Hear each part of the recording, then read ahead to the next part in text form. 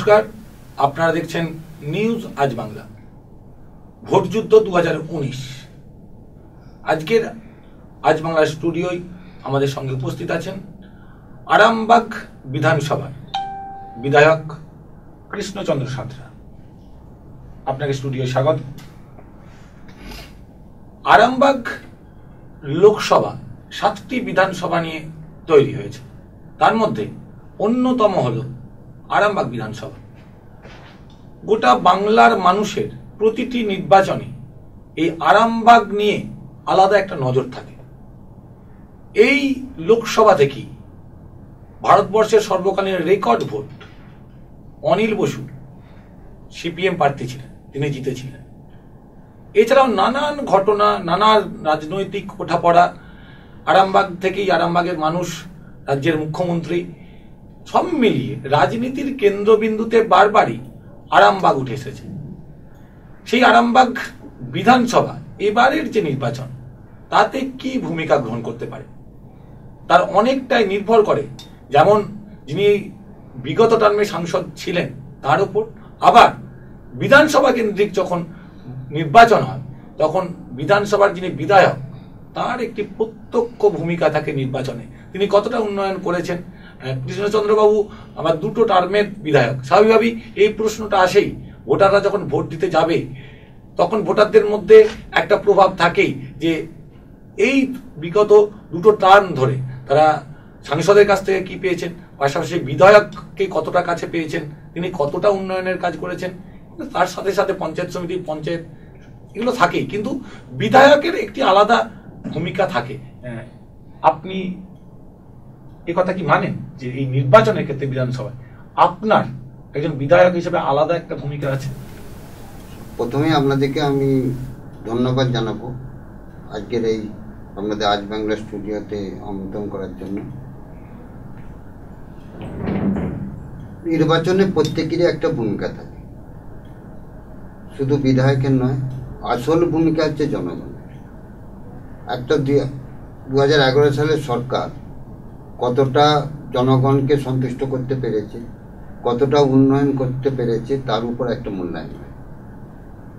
অতএব মাননীয় মুখ্যমন্ত্রী মমতা ব্যানার্জি যেভাবে উন্নয়নের ডালি বিশেষ করে আরামবাগের দিকে ছুড়ে দিয়েছেন দিয়েছেন, প্রথমে ওনাকে আমরা কৃতজ্ঞতা জানাবো আরামবাগবাসীর পক্ষ থেকে।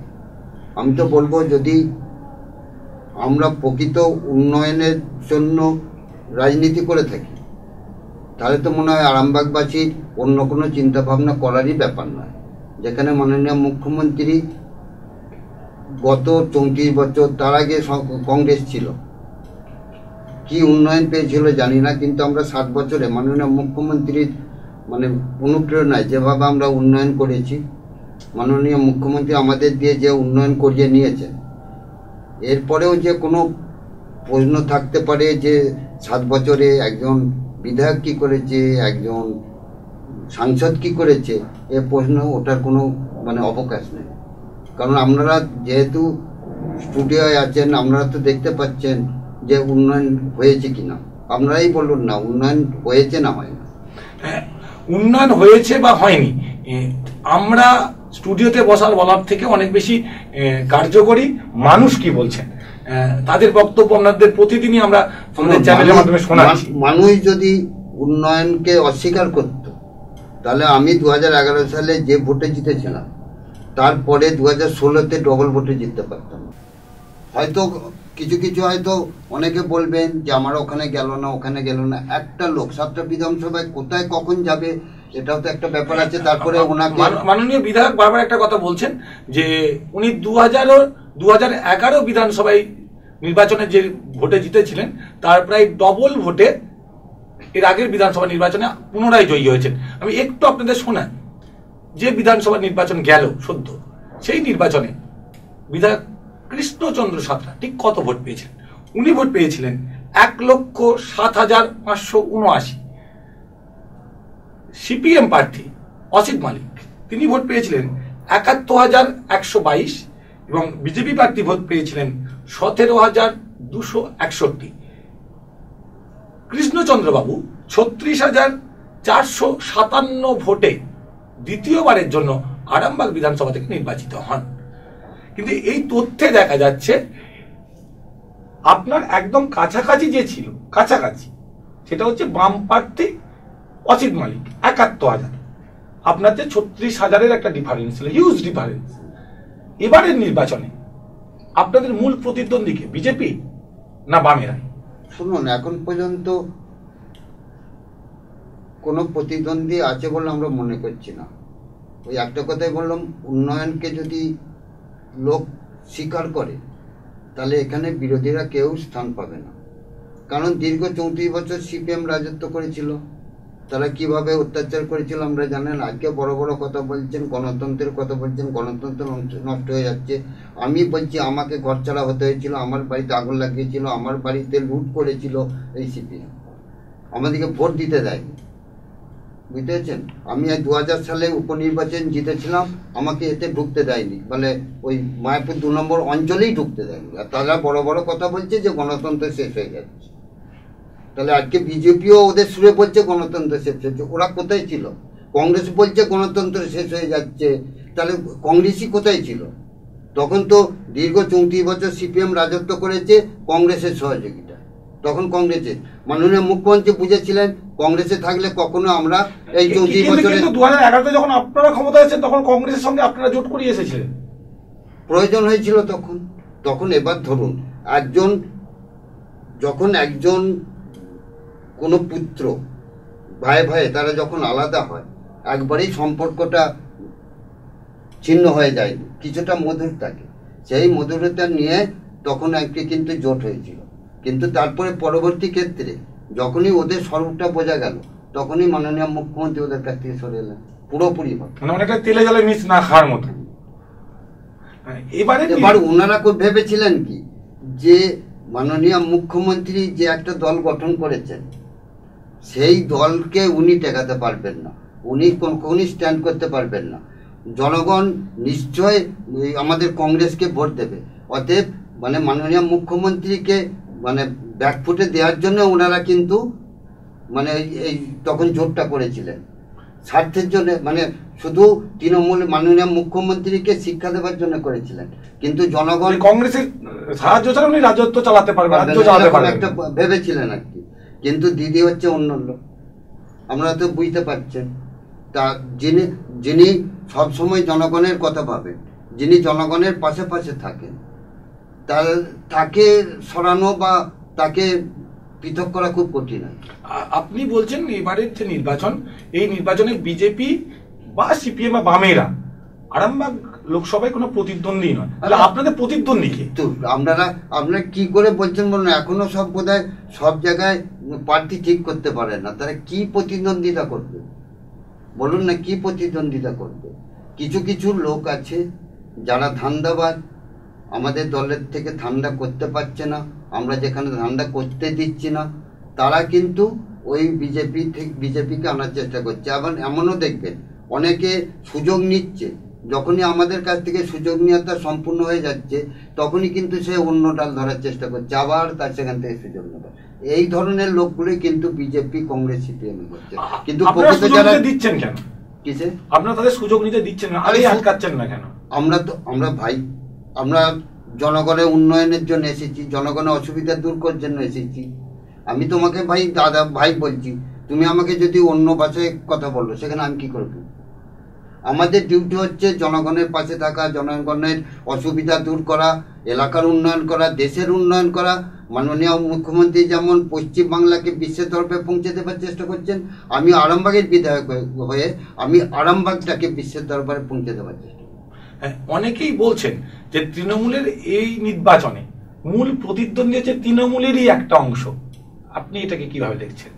শুনুন, ভাইয়ে যদি মনোমালিন্য হয় সেখানে কিন্তু তার বাবাকে কেউ অস্বীকার করেন।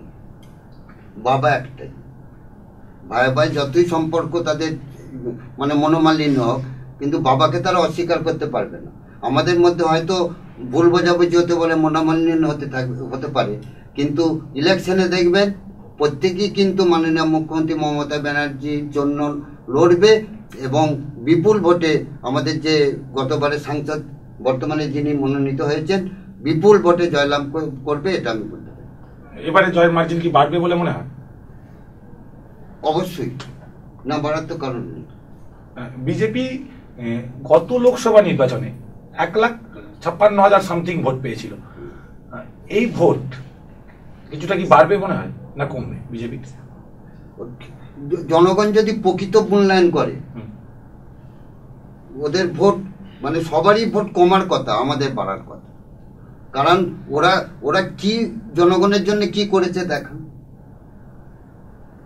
আমরা তো বলতে পারবো আমরা এই মানে ধরো সবুজ সাথী সাইকেল দিয়েছি ছাত্রছাত্রীদের জন্য। বিজেপি তো বলছে যে নরেন্দ্র মোদী যে সার্জিক্যাল স্ট্রাইক করেছে, ভারতবর্ষের কোন প্রধানমন্ত্রী এর আগে এত বড় সার্জিক্যাল স্ট্রাইক করার সাহসই দেখায়নি। যদি তাই করে থাকে তাহলে এখন কাশ্মীরের সমাধান করতে পারছে না কেন সার্জিক্যাল স্ট্রাইক করে? আর ধরুন ওই একজন মিথ্যাবাদীর কাছ থেকে আমাদেরকে সেই জিনিসটা বিশ্বাস করতে হবে, এটা আপনি ভাবলেন কি করে? তো অনেক প্রতিশ্রুতি দিয়েছিল, 15 লক্ষ টাকা ধরাবো, কালো টাকা নিয়ে আসবো, এইসব করতে পারবো, কিন্তু কোথায় এনেছে? এবার একটা লোক বারবার যদি মিথ্যা কথা বলে থাকে, যে একবার লোক তাকে বিশ্বাস করবে যে কোনো কথায়, যে হ্যাঁ হতে পারে 15 লক্ষ টাকা দেবে, এই কালো টাকা ফিরিয়ে আনবে। যখন সেই জিনিসগুলো যখন মিথ্যায় পরিণত হচ্ছে, পরের যতই সত্যি কথা বলুন কখনো কেউ তাকে বিশ্বাস করে। এবারের নির্বাচনে বারবার যে কথাটা বামেরাও বলছে, শাসক দল, এই রাজ্যের শাসক দল তৃণমূল বারবার যে কথাটা ফিরে ফিরে আসছে, সেটা হচ্ছে নরেন্দ্র মোদীর ঘোষণার মতো কালাধন ফিরিয়ে আনা এবং প্রতিজনের অ্যাকাউন্টে 15 লক্ষ টাকা দেয়া। দুটোর কোনোটাই হয়নি। এটা বিজেপির এবারে প্রতিটা জায়গাতেই, প্রতিটা মঞ্চে বিজেপিকে সমস্যার কথা ফেস করতে হচ্ছে। পাশাপাশি আরামবাগ লোকসভায় বিজেপির এতদিন সেভাবে সাংগঠনিক ক্ষমতা দেখা যায়নি। গত লোকসভা নির্বাচনে আমাদের কাছে যা তথ্য আছে, মোটামুটি 357 বা 58টি বুথ কমিটি করেছিল। কিন্তু এবারের লোকসভা নির্বাচনে বিজেপির দাবি তারা ইতিমধ্যে প্রায় 1900 বুথ কমিটি করেছে 2000 সামথিং বুথের মধ্যে। ভাই একটা মিথ্যাবাদী দল মিথ্যা কথা বলবে, সেগুলো আমাদেরকে মেনে নিতে হবে, এটা আপনি ভাবলেন কি করে? কাজে দেখাক না, অসুবিধে কি আছে? আমরা তো চাই গণতন্ত্রের মাধ্যমে জনগণ ভোট দিক। মাননীয় মুখ্যমন্ত্রী গণতন্ত্র 2011 সালে ফিরিয়ে এনে দিয়েছিলেন। তখন কিন্তু সব দলেই বলতো যে আমরা মানুষের গণতন্ত্র ফিরিয়ে দিয়েছি, মানুষ গণতন্ত্রে বসবাস করছে। কিন্তু দুজনে যদি আমরা তখন গল্প করেছি, তখন আমাদেরকে ডাকা হতো পার্টি অফিসে, তোমরা ওখানে কিসের গল্প করছিলে। কিন্তু এখন দেখুন, এখন জনগণ কিন্তু একজন বিধায়কের কাছেও এসে মানে প্রতিবাদ করতে পারছে, কেন এটা হয় না, এটা ওইটা। তখন কিন্তু এসব থাকে না। তাহলে গণতন্ত্র যদি থাকতে মানে প্রতিষ্ঠিত হয়ে থাকে মাননীয় মুখ্যমন্ত্রী আমলেই হয়েছে। এটা কেউ যদি বলে গণতন্ত্র নাই, তার মতো মিথ্যাবাদী আর কেউ। আচ্ছা, এই যে নির্বাচনের প্রচার চলছে, এই প্রচারে দেখা যাচ্ছে অন্যান্য বছর প্রচারে যে আপনাদের মধ্যে একটা জমাট ব্যাপার থাকে, সবাই হই হই করে নামে, এই বছর কিন্তু প্রার্থী ছাড়া সেই অর্থে আরামবাগ বিধানসভায় এখন পর্যন্ত প্রচার সেই অর্থে শুরু হয়। আমাদের প্রচার শুনুন, ওই তো বললাম, প্রথমত আমাদের উন্নয়ন একটা প্রচার, তারপর আমাদের কর্মীরা তাদের বিভিন্ন দিক দিয়ে প্রচার করছে, এবং যেহেতু 1 মাসের উপর টাইম আছে, সেই হেতু অনেকেই একটু মানে প্রচারের দিকটা না রেখে বাড়ি বাড়ি ক্যাম্পিং করছে, আর ওই দেয়াল লিখনের উপর নির্ভর আছে। এবং 31 তারিখ থেকে আমাদের ফুল ফর্মে আমরা প্রচারে নেমে যাব। আচ্ছা, এবারে নির্বাচন, এই যে যখন নির্বাচন হচ্ছে প্রচন্ড গরম, এটা কি আপনাদের একটা প্রতিবন্ধকতার জায়গা বলে মনে হয়? সে তো দিদি প্রথমেই চেয়েছিলেন যে যখন বিধানসভা নির্বাচন, গত বিধানসভা, উনি তো চেয়েছিলেন যে এটা শীতকালে করা হোক, জনগণের কথা ভাবে। অনেকেই তো বলে যে আমরা জনগণের কথা ভাবছি, জনগণের জন্য জীবন দিয়ে দিচ্ছি, জনগণের জন্য আমরা কি না করছি। তা কতজন জনগণের যে ভাবছে আমি তো বুঝতে পারি না। যদি একমাত্র জনগণের জন্য ভেবে থাকেন মাননীয় মুখ্যমন্ত্রী মমতা ব্যানার্জি, আপনি দেখুন যখন কোনো অন্যায় দেখেছেন, প্রতিবাদী প্রথমেই আওয়াজ হয়েছে মাননীয় মুখ্যমন্ত্রী মমতা ব্যানার্জি। আর এমন কোনো বেটা ছেলে নাই বা মেয়ে ছেলে নাই যে প্রতিবাদ করে। সবাই ভয়ে অস্থির, তার দুর্গতি চলে যাবে, তার রাজ্যকে যদি সহযোগিতা না করে তার সে রাজ্য চালাবে কি করে, এই বিভিন্নভাবে। কিন্তু মাননীয় মুখ্যমন্ত্রী ও কারো ধার ধারে না, ও কে কি ভাববেন, তিনি যেটা বোঝেন জনগণের যেটা ভালো হবে জনগণের বিরুদ্ধে গেলে তিনি সবসময় প্রতিবাদ করেন। সেই প্রতিবাদ যেমন দিদি করেন, তার সাথে আমরা আছি সেই প্রতিবাদে মানে মানে সঙ্গী হিসেবে আছি। বিরোধীরা সবসময় এটা বলে থাকেন, বা বিভিন্ন সংবাদ মাধ্যম থেকে, খবরের কাগজ, বা অনেক সময় আপনাদের দলের বিভিন্ন কর্মকর্তাদের কথাতেও এটা উঠে এসেছে যে আরামবাগ ব্লকে আপনাদের সাথে মূল তৃণমূল কংগ্রেসের সঙ্গে যুবদের একটা দূরত্ব তৈরি হচ্ছে। একজন বিধায়ক হিসেবে আপনি কিভাবে দেখছেন এটা? ওটা শুনুন, যদি এখানে বললে আপনাদেরকে ছোট করা হবে। আপনাদের ওই হয় কাগজ বিক্রি, নাহলে কি বলে চ্যানেলে টিআরপি, এইসবের জন্য আপনাদের বলতে হয়। ওগুলো কোনো ব্যাপার নয়। ওই তো বললাম যে 2000 এই ইলেকশনের পর আপনারাই বলবেন যে আমরা যেটা বলেছি হচ্ছে, তারাই তো বলছে, কখনো বলছে মাদারের লোক মেরেছে, আর মাদারের লোক বলছে না এটা যুবরা মেরেছে। একটা বক্তব্য তো দিচ্ছে কিরকম হচ্ছে শুনুন। এখন জনগণের এমন একটা অভ্যাস হয়ে গেছে যে ভয়ে ভয়ে যখনই মারপিট হচ্ছে তখন আপনাদের মতো রিপোর্টাররা গিয়েই বলে দিচ্ছে যে গোষ্ঠীদ্বন্দ্ব হয়ে যাচ্ছে। মানে এটা সংবাদ মাধ্যমে তৈরি বলছে। তাছাড়া কি আপনি দেখান কোথায় আছে? তাহলে যদি হতো, তাহলে গত পঞ্চায়েতে আমরা এই সুষ্ঠুভাবে এত ইলেকশন করতে পারতাম না। দেখুন আমাদের কোনো বেশ কিছু জায়গাতে তো আপনাদের বিরুদ্ধে আপনারাই প্রার্থী দিয়েছেন। আরে সে কেউ যদি বঞ্চিত হয়, ধরুন আমি প্রত্যেকেরই তো সুপ্ত বাসনা আছে, নেই কি? আমি 2016 সালে যখন টিকিট পেতে যাচ্ছি তখনও কেউ নিশ্চয় মানে সুযোগ নেওয়ার জন্য গেছেন। হ্যাঁ, একাধিক নাম শোনা গেছিল। এবার হয়তো আপনি টিকিট পাবেন না, অন্য কেউ পাবে, সে তো থাকবেই। দল যাকে দেবে তাকে মেনে নিতে হবে। আমরা মেনে নিয়েছি, সেইভাবে আমার কর্মীরাও মেনে নিয়েছে, আমাকে মেনে নিয়েছে। যার জন্য এবার দেখুন, তখন তাহলে যদি সেই পজিশন থাকতো তাহলে 2016-তে আমি ডবল ভোটে জিততে পারতাম। আর একটা একদম এই কেন্দ্রিকই একটা প্রশ্ন করব, আপনি যদি দর্শকদের বলেন, আরামবাগের মানুষ বলেন 3টি লোকের অদ্ভুত বোঝাপড়াতে আরামবাগ বিধানসভা ভালোভাবে চলে। একজন হচ্ছেন ব্লক সভাপতি আপনাদের আরামবাগের স্বপন নন্দী, একজন হচ্ছেন বিধায়ক কৃষ্ণচন্দ্র সাঁতরা, আর একজন হচ্ছে আরামবাগ পৌরসভার ভাইস চেয়ারম্যান এবং তৃণমূলের যুব অন্যতম মুখ রাজেশ চৌধুরী। পঞ্চায়েত ইলেকশনের পর থেকে এই ব্রহ্মা বিষ্ণু মহেশ্বরের নাকি কোথাও একটা ইকুয়েশনের গন্ডগোল চলছে। না, কিছু গন্ডগোল বলে কিছু নেই। ওই তো বললাম যে ভুল বোঝাবুঝি হতে পারে, তা সেটাকে যদি গন্ডগোল বলেন একটা কথা নয়। আমি ধরুন আমি একটা বললাম যে এই জলটা সাদা আছে, কেউ বললো না সে হয়তো তার চোখে দেখছে সাদা নয়, এটা নীল আছে, তক্ক হতে পারে। তার বললে সেটা নিজেদের মধ্যে মনোমালিন্য হচ্ছে, এটা না। যদি মনোমালিন্য হতো, যদি বলেন যে সবার সঙ্গে একটা মনোমালিন্য হতো, তাহলে আরামবাগের এই উন্নয়ন হতো না। আরামবাগের পৌরসভায় একটা অশান্তির বাতাবরণ তৈরি হতো। আমি যে বিধায়ক আছি, তাহলে আমি কারো সহযোগিতা পেতাম না। আপনি সবারই পূর্ণ সহযোগিতা পাচ্ছেন না, পেলে আমি আরামবাগকে এত শান্ত রাখতে পেরেছি কি করে? বিশেষ করে জনগণ আমাদের উপর একটা আস্থা রেখেছে, সেই আস্থার উপর নির্ভর করে আমরা আরামবাগের উন্নয়ন করে যাচ্ছি। আর নিজেদের মধ্যে যদি গন্ডগোল হতো তাহলে এত উন্নয়ন করতাম হয়তো। তাই নিজেদের মধ্যে ভুল বোঝাবুঝি থাকলেও বিধায়ক, ভাইস চেয়ারম্যান এবং চেয়ারম্যান অদ্ভুত এক সমঝোতাতেই হয়তো আরামবাগকে আরো এগিয়ে নিয়ে যাচ্ছে, বা আগামী দিনে আরো এগিয়ে নিয়ে যাবে। কারণ আমরা তো একই গুরুর শিষ্য, আমরা একই দলের কর্মী, তাহলে আমাদের মধ্যে ইগো লড়াই কেন থাকবে? মতের পার্থক্য হতে পারে, মনোমালিন্য হতে পারে, তাই বলে পার্থক্য আছে কিন্তু মনোপার্থক্য নেই। তাহলে সেটা যদি হতো তাহলে এই পৌরসভা সুন্দর চলতো না, ব্লক সুন্দর চলতো না, বিধানসভা সুন্দর চলতো না। তুলনামূলক ভাবে দেখুন আরামবাগ বিধানসভা যেভাবে আমরা শান্তিতে রাখতে পেরেছি, হয়রাজ অন্যান্য জায়গায় খোঁজ নিন, এর থেকে বিরাট অশান্তিতে আছে। কেন? আমি এখানকার একটা ভূমিপুত্র হিসেবে আছি, সুবিধে অসুবিধে হলে আমরা সঙ্গে সঙ্গে তাদের পাশে দাঁড়াতে পারি।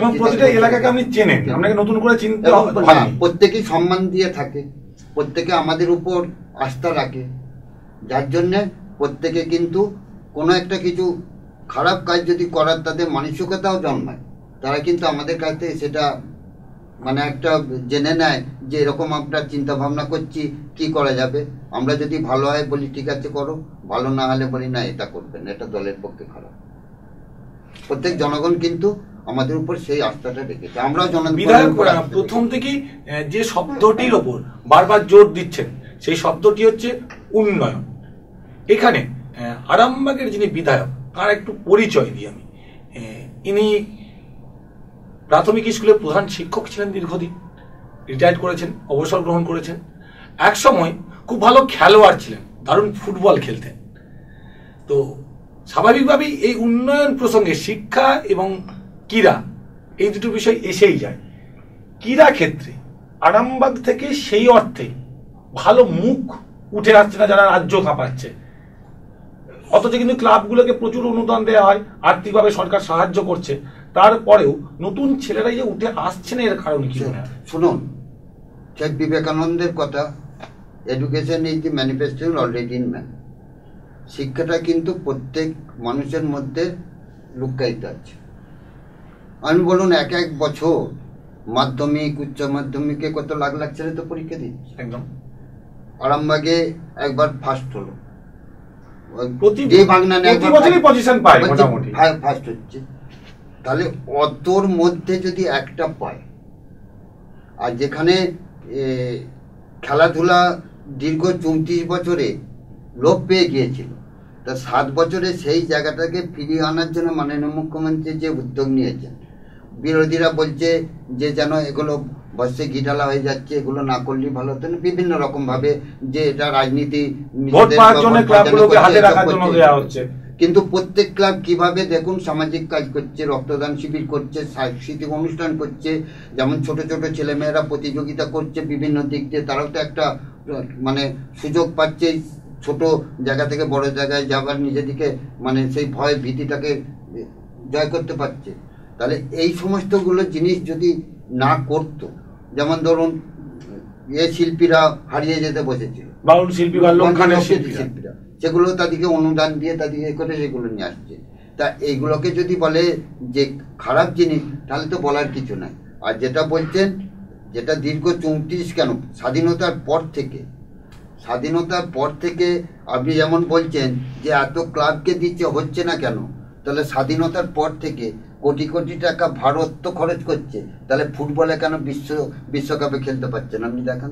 এটা তো ভারতের ক্ষেত্রে একটা খুব বড় সমস্যা। বলুন না, কেন খেলতে পারেন? এত মানুষের একটা জায়গা হয়েও আমরা খেলতে পারছি না, একেবারে ক্ষুদ্র দেশ যেগুলি সেগুলো। তাহলে এবার পশ্চিমবাংলায় মাননীয় মুখ্যমন্ত্রী 7 বছর দায়িত্ব নিয়েছে, কিন্তু কংগ্রেস পশ্চিমবাংলায় হচ্ছে না বলছি, আমি বলছি আরামবাগ থেকে ফুটবলে আমাকে বেশ কয়েকটা ওই একই তো ব্যাপার। এটা ছোট জায়গায় বলছেন, আমি বৃহতের কথা বলছি।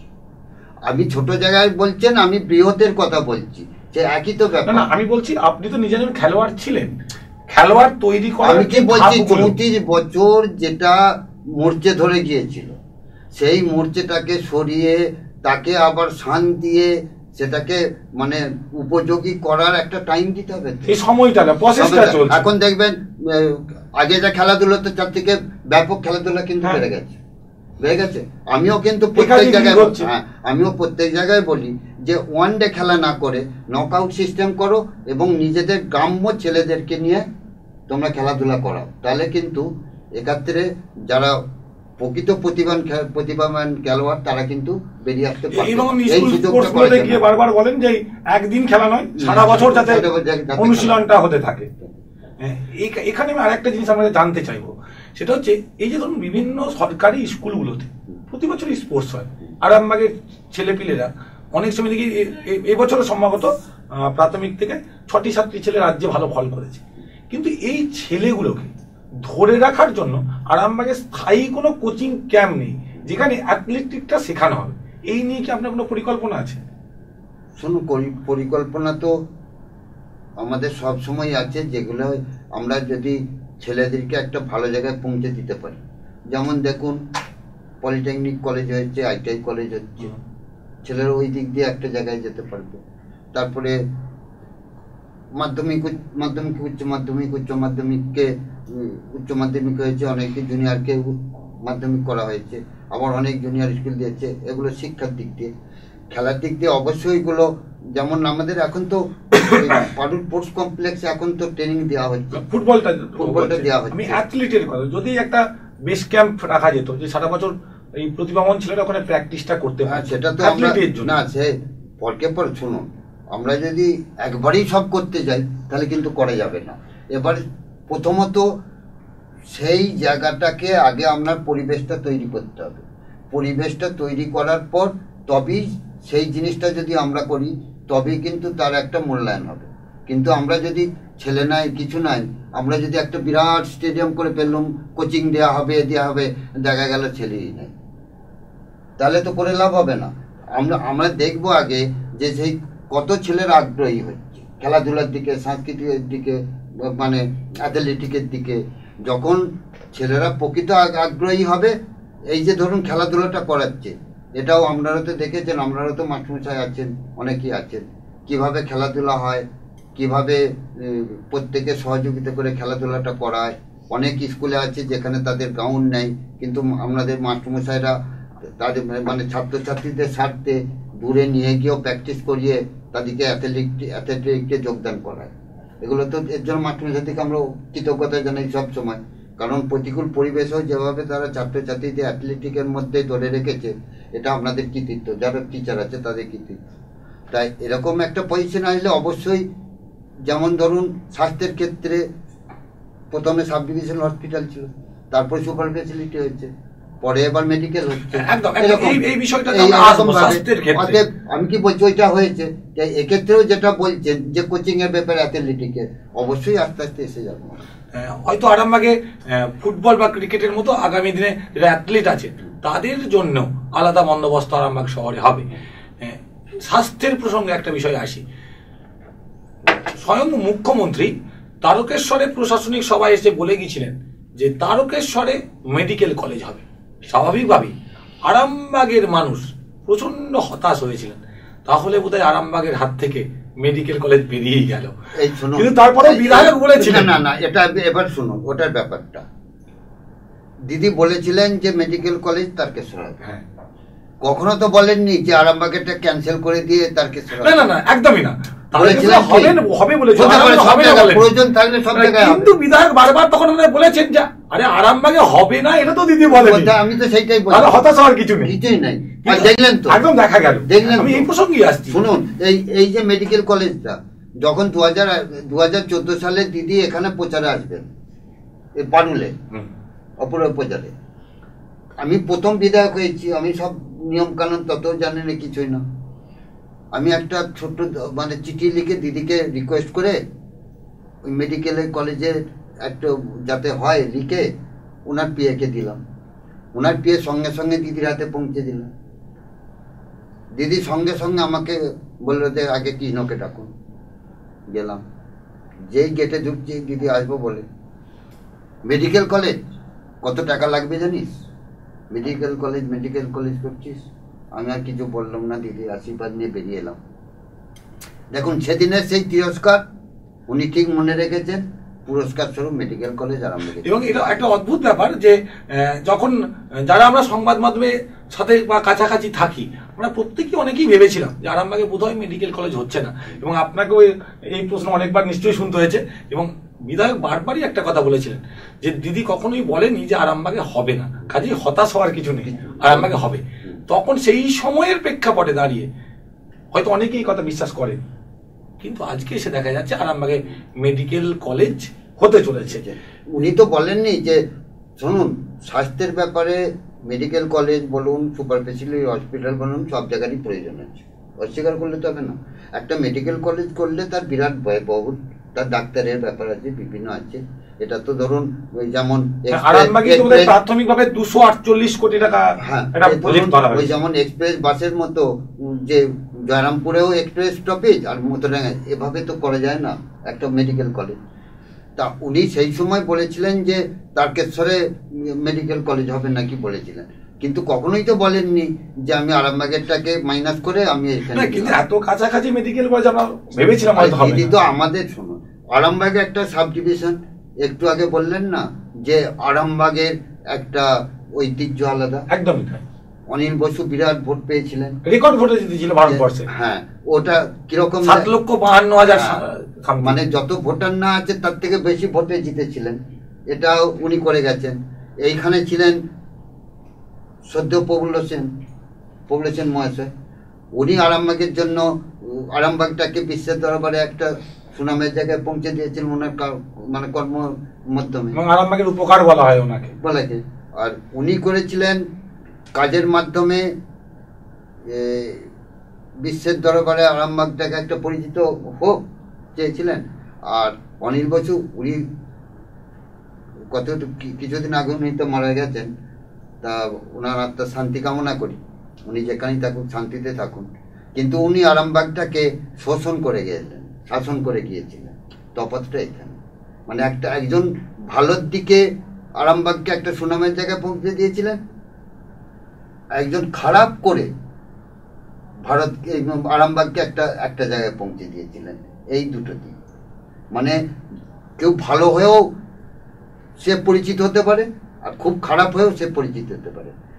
প্রফুল্লচন্দ্র সেন ভালো হয়ে পরিচিত হয়েছিলেন, আর অনিল বসু খারাপ হয়ে পরিচিত হয়েছিলেন। এই তফাৎ, আর কিছু তফাৎ নেই। আর কিন্তু অনিল বসুর হাতে আরামবাগ দুটো কলেজ হয়েছিল, কিসে? ধরুন আরামবাগ গার্লস কলেজ বা এখানে যে কলেজটা হলো মলয়পুরে। আরে আরামবাগ গার্লস কলেজ যখন হয়েছিল, সেই কলেজগুলোর কি অবস্থা দেখুন। যখন যেখানে ওই 34 বছর রাজত্ব করে যদি কলেজ নিয়ে বলেন যে বিরাট কিছু করেছে, তাহলে আপনি এই 7 বছরে মাননীয় মুখ্যমন্ত্রী যে সমস্ত করেছেন তাকে কি বলবেন? হ্যাঁ, নিশ্চয়ই তাই। অনিল বসু প্রয়াত হয়েছেন, সেই বিষয় নিয়ে আমরা এখন আর যাবো না। আমরা আবার প্রসঙ্গে ফিরে আসি। মেডিকেল কলেজের কাজ কতদিন নাগাদ শুরু হবে বলে মনে হয়?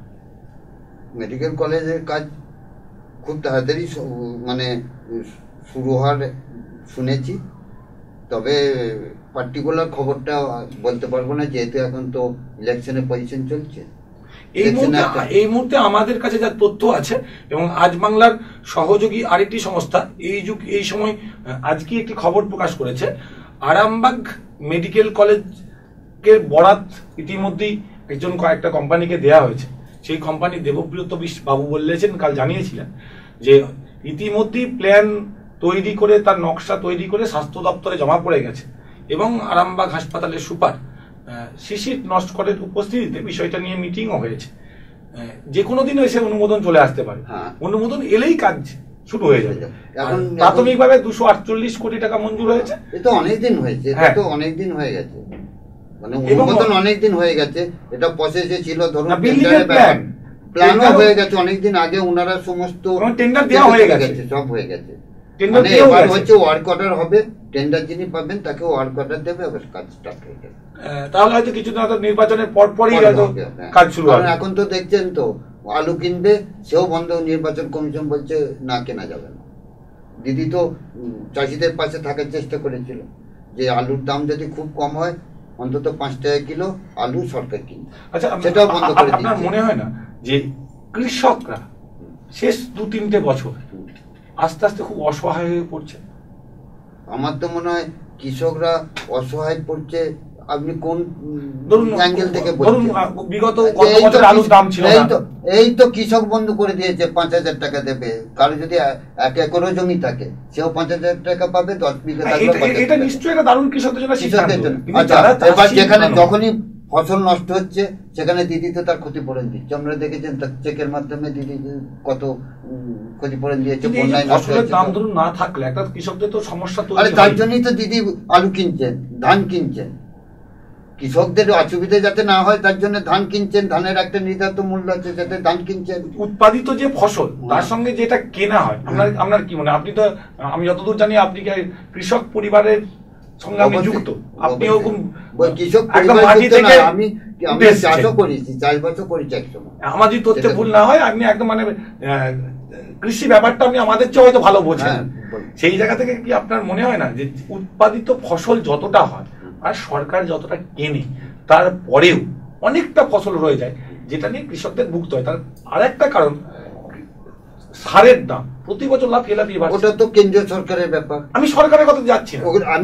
দাম বাড়ছে, এটা দাম পাচ্ছে না। আমি কি বলছি, তাহলে আমি ভাবছি যে কৃষকদের কথা, আর আপনি ভাবছেন মালিকদের কথা।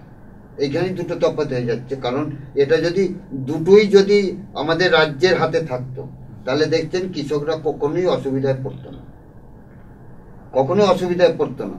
কারণ দেখছেন তখন চাল কি বাইরে থেকে চাল এনে তবেই সবাই মানে মিড ডে মিল বলুন, রেশনে বললেন দিতে হতো। দিদি সেটা কি করলো, আমি ধান কিনবো, আমি তা থেকে চাল কিনে আমি সেই চাল সাপ্লাই দেবো, যাতে করে আপনারা ভালো কোয়ালিটির চাল সবাই পাচ্ছে। তাহলে এবার ওই যদি সারের দামটাও যদি দিদির হাতে থাকতো, তাহলে আমি তো বলবো, জোর দিয়ে বলতে পারি, চাষিদের একটু মানে অসুবিধা পড়ার কোনো ব্যাপার থাকতো না। কিন্তু ধরুন আমি চাই, বিজেপি সরকার তো চাইছে, যেহেতু আমি যে কোনো কাজ করলে যেটা খারাপ কাজ বাধা দিচ্ছে, অতএব ওকে কিভাবে সাহায্য করতে হবে, কোনো কম্প্রোমাইজ করবে না, এই সমস্ত জিনিসের দাম বাড়িয়ে দিয়ে যাতে করে মাননীয় মুখ্যমন্ত্রী মমতা ব্যানার্জি অতিষ্ঠ হয়, তার মানে অনুগত হয়, এই চেষ্টা করছে। কিন্তু সে করলে তো হবে না। যে প্রতিবাদ করবে সে আপনি জানেন, সেই সাগর সঙ্গমে নবকুমার, সে যখন রান্নার জন্য কাঠ আনতে গিয়েছিল, সবাই একসাথে গেল কাঠটা পেয়ে, তারপরে এবার কিছু লোক ও এখন কাট করার জন্য একটু দল ছাড়া হয়ে গেছে। আর এরা দেখলো যে এবার জোয়ার এসে গেছে, আমাদেরকে ফিরতে হবে, তখন এবার নিজেদের মধ্যে করলো নবকুমার বোধহয় নেই, ওকে বাঘে খেয়ে নিচ্ছে, চলো আমরা পালিয়ে যাই। কিন্তু সে নবকুমার, সে বাঘে খেলেও যাদের ওই পরের উপকার করার যাদের মানসিকতা, তারা করবে। এই হচ্ছে মাননীয় মুখ্যমন্ত্রীর চরিত্র, হচ্ছে সেইটাই। আপনি যতই ওনার পিছনে লাগুন, ওনাকে যত আমি লাগছি, আমি কেন লাগতে যাবো, আপনাদের রিপোর্টাররাই তো লাগে। আচ্ছা, এবারের নির্বাচনে কৃষকরা একটা বড় ভূমিকা পালন করবে গোটা ভারতবর্ষ জুড়ে বলে অনেকেই মনে করছেন। তার কারণ আপনি রাজস্থান বলুন, আপনি গুজরাট বলুন, আপনি অন্ধ্র বলুন, বিভিন্ন জায়গাতে দেখুন এই বছরে সব থেকে বেশি যে আন্দোলনগুলো হয়েছে সেটা হচ্ছে কৃষকদের আন্দোলন, কৃষি কেন্দ্রিক আন্দোলন। এখানেও বিরোধীরা যে আন্দোলনগুলো করেছে, তার অন্যতম আন্দোলনগুলো যতটুকু আন্দোলন করেছে, সেখানেও কিন্তু কৃষি হাতিয়ার হয়েছে। বারবার এই কৃষি ব্যাপারটা উঠে আসছে। এই নির্বাচনে এই কৃষি নিয়ে এত আন্দোলন, এটার পজিটিভ প্রভাব পড়বে আপনাদের ভোট বাক্সে না নেগেটিভ পড়বে? আন্দোলন তখনই হয় যদি সরকার তাদের পাশে না থাকে। কিন্তু পশ্চিমবাংলা আপনি দেখান যে কৃষকদের পাশে মাননীয় মুখ্যমন্ত্রী নেই, মামাটি সরকার নেই। আছে বলেই কোনো আন্দোলন নেই, কোনো অসুবিধা নেই। অন্যান্য জায়গায় কৃষকদের পাশে সরকার নেই, প্রতিনিধিরা নাই, সেই জন্য সেখানে অশান্তি বাতাবরণ তৈরি হয়েছে। এটা তো অস্বীকার করার কারণ নেই। আমরা অনুষ্ঠানের একদম একদম শেষ প্রান্তে এসে দাঁড়িয়েছি। একদম দুটো তিনটে কথা আপনাকে জিজ্ঞাসা করব। প্রথম, আপনি 7 বছর ধরে আছেন বিধায়ক হিসাবে। আমি আছি না, আপনারা রেখেছেন তাই আছি। তাই, একদমই তাই, মানুষ রেখেছে, আপনারা রেখেছেন, আপনাদের আশীর্বাদ নিয়ে আপনাদের 7 বছর আছেন। আগেও, এর আগেও, আপনার আগেও আরামবাগে সেই অর্থে কোনো শিল্প ছিল না, ওই কয়েকটি মিল ছাড়া সেই অর্থে কোনো শিল্প ছিল না। এই 7 বছরেও নেই এই শিল্প। আমি আরামবাগে বিরাট বড় শিল্প হওয়ার মতো সম্ভাবনা নেই, সেই পরিস্থিতিও নেই। কিন্তু ক্ষুদ্র শিল্প বা ছোট শিল্প, এই নিয়ে কি আপনার কোনো চিন্তা ভাবনা আছে?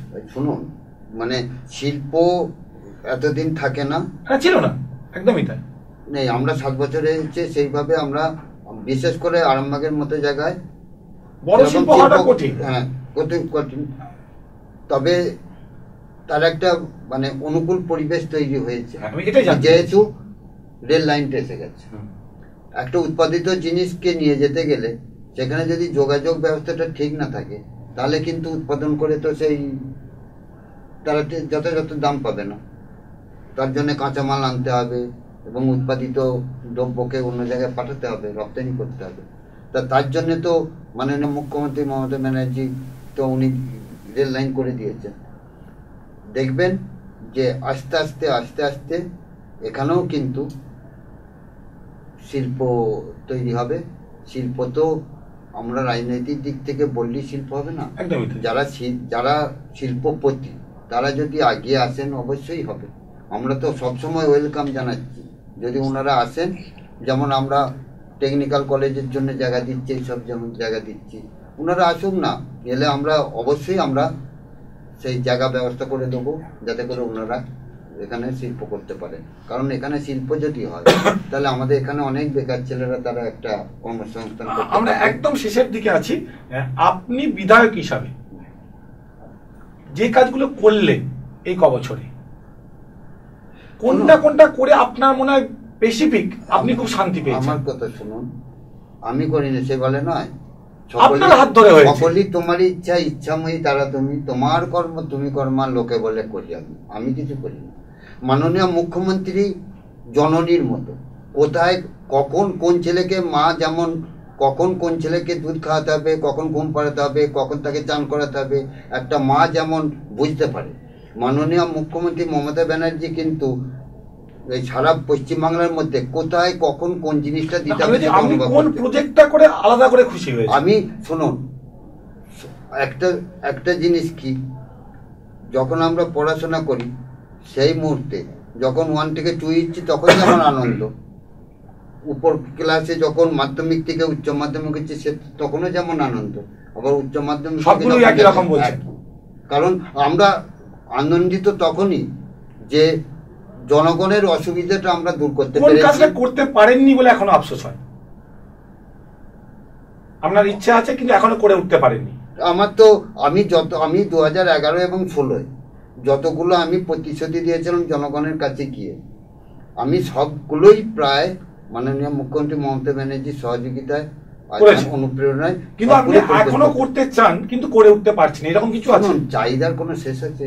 সেরকম কোনো চাহিদা যেটা আপনি চান আরামবাগের জন্য? জনগণ, আমি যেমন দিদির কাছে একটা অনুরোধ রেখেছিলাম যে আরামবাগ পিসিসি ইউনিভার্সিটি, আরামবাগে বিশ্ববিদ্যালয় তৈরি হোক। কারণ একদিন দিদি আমাকে বলছেন যে প্রবলতার জন্য কি করা যায় বলতো, আমি তো বললাম আপনি তো কিছু পয়সা দিয়েছেন ওই ইয়েতে কি বলে কল্যাণ কেন্দ্রে, বলছে না আমি একটু অন্য ভাবছি আর কি।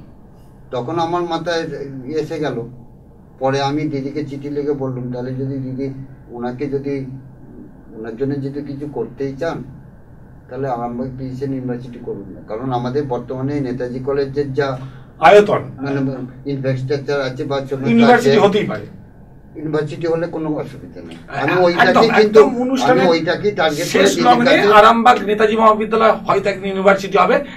একদম সরাসরি যে বিষয়ে ছিলাম, ভোট যুদ্ধ 2019 আমরা অনুষ্ঠান শেষ করব। আরামবাগের যে অঞ্চলগুলি আছে এই অঞ্চলগুলির মধ্যে এবারের নির্বাচনে কোন অঞ্চল নিয়ে আপনাদের চিন্তা ভাবনা সব থেকে বেশি? আমাদের কোনো চিন্তা ভাবনা নেই, আমাদের সব অঞ্চল ঠিকই আছে। শুনুন, এই প্রত্যেকেই কিন্তু মানে একজন কর্মী আমাকে খারাপ ভাবতে পারে, কিন্তু মাননীয় মুখ্যমন্ত্রী কেউ অশ্রদ্ধা করেন। সব অঞ্চলে আপনাদের জন্য একদম নিশ্চিত? অবশ্যই নিশ্চিত, কারণ আমার সঙ্গে আপনার হয়তো মনোমালিন্য হয়েছে, দিদির সঙ্গে তো বিধানসভা নির্বাচনে আপনি 36,000 ভোটে জিতেছিলেন, আপনি 36,000 ভোটে জিতেছিলেন আরামবাগ থেকে অপূর্বা পোদ্দার। এবারের নির্বাচনে আরামবাগ বিধানসভায় এই 36,000-এর মার্জিন বাড়াতে পারবে না কমতে পারে?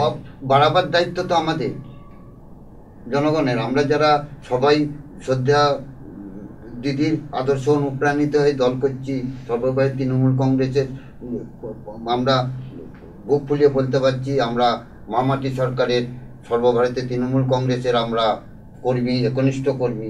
অতএব কর্মীরা অবশ্যই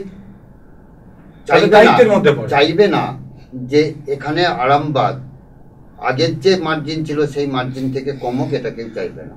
আরামবাগের বিধায়ক কৃষ্ণচন্দ্র সাঁতরা তিনি বলছেন 36,000-এর বিধানসভা নির্বাচনের যে পার্থক্য ছিল এবারের পার্থক্য আরো অনেকটাই বাড়বে। সত্যি কি তাই? তা জানতে হলে আমাদের নির্বাচনের ফলাফলের দিন পর্যন্ত অপেক্ষা করতে হবে, এছাড়া কোনো উপায় নেই।